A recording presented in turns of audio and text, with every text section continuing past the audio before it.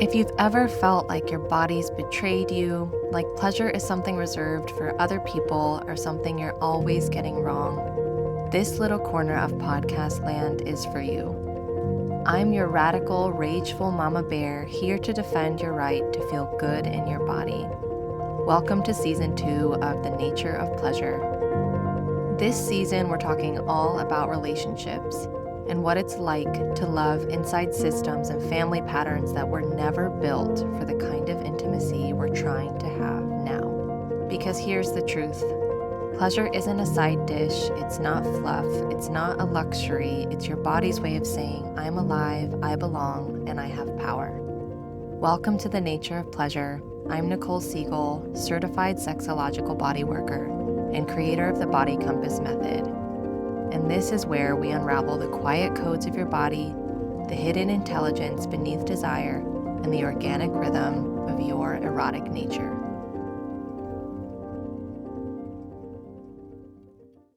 I want to keep this one short, so I'm going to dive straight into mistake number 1, and that is overfunctioning so hard that he never actually has to grow. Okay, this one is sneaky because it doesn't feel like a mistake while you're doing it. It feels like being competent and being loving and like someone has to handle this, so I've got to do it. The reason you're overfunctioning is because you are super efficient. You notice things before they become problems even. You anticipate what needs to happen. You fill in the gaps without making a big deal about it. And it works at first. Life runs smoothly, nothing falls apart. And then what quietly starts happening under the surface is that he never has to feel the impact of not showing up. He forgets something, you remember it, he drops the ball, you pick it up. If he doesn't think ahead, you do. From the outside, it starts to look like you're the only one who cares, you're the only one who's capable, and you're the only adult in the relationship. And from the inside, you start to feel this low-grade resentment that you can't quite name. Because here's the part no one tells you, maturity doesn't come from good intentions. It comes from contact with consequence. When you absorb all the consequences emotionally, logistically, relationally, he doesn't get the feedback that would actually invite him to grow. And for a lot of women, this pattern started long before their current partner, in families where you had to be the capable one, or in past relationships where things fell apart if you didn't step in. This is about realizing that every time you overfunction, you're quietly training the relationship to rely on your competence instead of his. All right, let's go straight to mistake number 2 that I see all the time, and that is explaining instead of actually relating.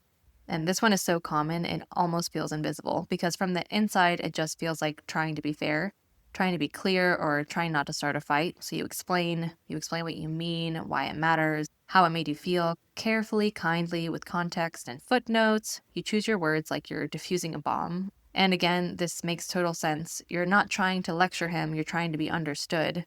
But here's what quietly happens when explanation becomes the main mode of connection. You end up in the role of translator, educator, and emotional project manager, and he ends up in the role of student, which is not hot for either of you. Because the more you explain, the more the dynamic shifts from two adults in a relationship to one presenting a case to someone who gets to approve or deny it. And that's the part that makes him seem immature. Not because he's incapable of understanding, but because the relationship has stopped asking him to meet you relationally and started asking him to keep up intellectually. And here's the subtle but important difference. Explaining is about getting him to understand. Relating is about letting him feel the impact. When you're explaining, you're doing most of the work. When you're relating, the work is shared. And oftentimes, explaining feels safer because it keeps things calm and you in control and you from being too emotional. But explaining also keeps him one step removed from the actual experience of being with you. Instead of him feeling, oh, when I don't show up, this costs us something, he's thinking, oh, so what's the right response here? And over time, that gap makes him feel younger and less self-directed and less attuned. Let's jump to mistake number 3, which is managing his emotional capacity for him. And this is the one that drains you the absolute fastest because it doesn't look like you're doing extra. It looks like you're being considerate. You check his mood before you bring something up. You wait until the right moment. You soften the edges so he doesn't shut down or get defensive or spiral. You're constantly asking silently, can he handle this right now? And again, you're not doing this to manipulate him. You're doing it because you want the conversation to actually go somewhere. But over time, this creates a really lopsided reality. You become the one tracking how much is too much, what tone is acceptable, how far you can go without him checking out. And he becomes someone whose emotional world has to be managed instead of inhabited. When you pre-edit yourself, when you downshift your feelings, when you carry the weight of his reactions, you're not being kind, actually. You're doing his nervous system work for him. And so he starts to seem fragile and overwhelmed, like he can't handle real conversations. And you start to feel tight and careful, like you're walking on eggshells inside your own relationship. This dynamic doesn't have room for your full emotional range. When one person is constantly regulating the emotional temperature of the relationship, the other never builds tolerance. So, again, he looks more immature than he actually is. All right, mistake number 4 is collapsing responsibility and attraction into the same channel. And this is the big libido killing one. Somewhere along the way, the energy you use to remind and coordinate, follow up, emotionally track gets tangled up with the energy that's supposed to be erotic. So you're asking for help in the same tone you're asking for closeness. You're trying to feel desired while also making sure everything actually happens. And then you're confused why your body feels shut down. Because the thing is that erotic attraction needs 2 adults in the room and it needs space, 2 people who can meet each other without one of them carrying the bulk of the load.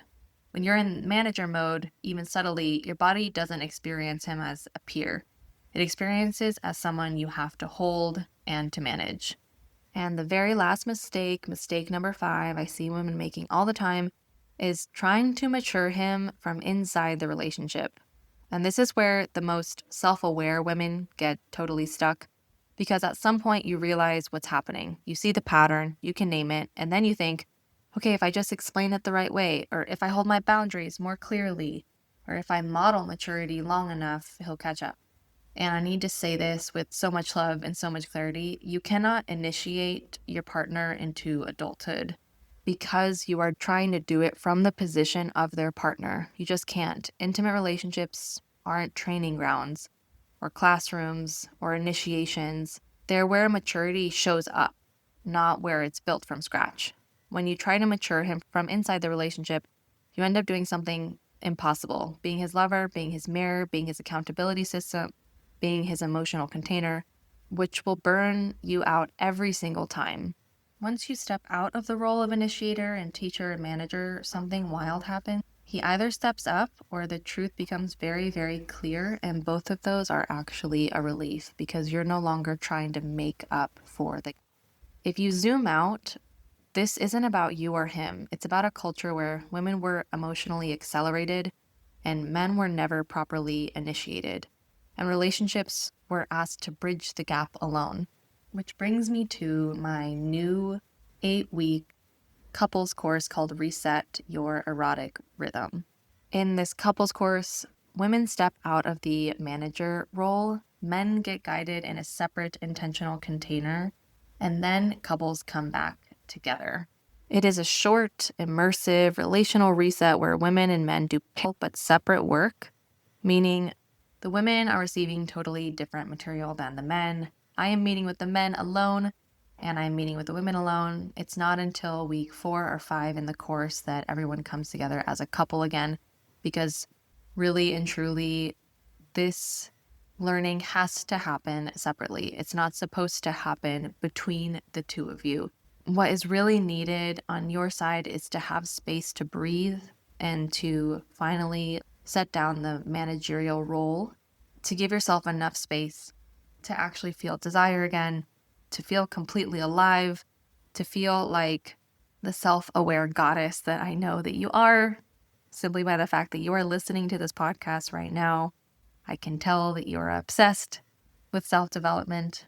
And what is needed on the men's side is they need to be initiated into the relational skills that they never had the chance to learn by someone other than you, because he can't learn these things from you. Reset Your Erotic Rhythm is not couples therapy or communication coaching. We're not doing things you're going to see in standard relationship advice. This is a relational reset where you stop being the stabilizer and your nervous system finally gets to come out of management mode You release the invisible labor you've been carrying, and he learns containment, not through lectures or shame. This is not a man-hating program. He learns basic relational skills you have been desperate for him to internalize through guided, embodied practices that teach his system how to stay present with impact without collapsing, defending, or outsourcing regulation. And the relationship gets a real rhythm again. This program is 8 weeks long. It's live. We start February 23rd, and there are 3 tracks. In the first 2, you two are learning separately. The women get to meet for 4 to 5 weeks. The men get to meet with me for 4 to 5 weeks, and you get to really set down all of the weight that you've been carrying for your relationship. I take over the teacher role and the regulator role so that you do not have to carry that anymore.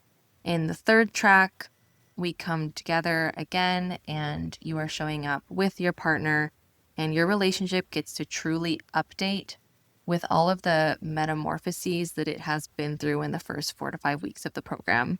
It's a really unique program because most of the self-help industry preys on this unequal division of emotional labor in heterosexual relationships where the woman is carrying the bulk of the emotional load. And so programs are typically made for high EQ women to try to catalyze relational change in their partnerships on their own. And that is not sustainable, and it's not even creating the paradigm that you are so desperately longing for. Reset Your Erotic Rhythm is really different because we have 2 separate learning tracks, one for the men, one for the women, and the third one where we come back together. And it is sprinkled with these relational truths that we should have all inherited from day one, that generations past simply did not have a chance to embody in their love before. Because if you're listening to this episode and you're thinking, oh my God, this is us, then you're not at the beginning of awareness just in your relationship. You're at the edge of a paradigm shift that's on a societal. You already know you can't keep carrying this. You don't want to mother your partner anymore. You don't want to leave just to feel alive again. And you don't want to repeat this pattern in your next relationship. And you don't want to follow in the footsteps of your mother and your grandmother and your great-grandmother and all the generations past, because they weren't allowed to embody the completely alive, inspiring, and egalitarian partnerships that we're all capable of now. You want to feel met, you want to feel responded to, you want to relax inside your partnership, you want desire to feel spacious instead of effortful. You want your relationship to feel inspiring to your growth and for it to actually be an incubator for your expansion. Reset Your Erotic Rhythm is the exact container for that. You can find all of the details in the show notes. I am super, super excited about it. I hope to see you inside. Love this podcast? Tell the internet. Leave a 5-star review and make the machines work for our pleasure for once.